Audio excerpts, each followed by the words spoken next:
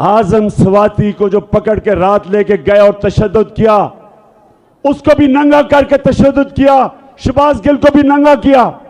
शर्म आनी चाहिए तुम्हें, शर्म आनी चाहिए। क्या यह तुम्हारा काम है? तुम्हारा काम है अमन, लॉ एंड ऑर्डर आपकी जिम्मेदारी है।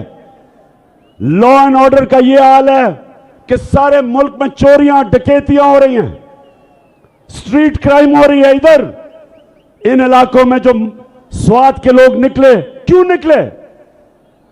स्वात के लोग इसलिए निकले कि उन्होंने बड़ी कुर्बानी दी थी जब हमें अमेरिका की जंग में लेके गए थे।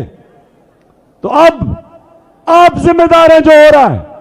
और महमूद खान चीफ मिनिस्टर साहब, मैं आपको आज कह रहा हूं कि फेडरल गवर्नमेंट को से पूछें कि आप अगर जिम्मेदारी नहीं संभालेंगे तो फिर हमें संभालने दें, हम करेंगे, हम दहशतगर्दी के खिलाफ खड़े होंगे।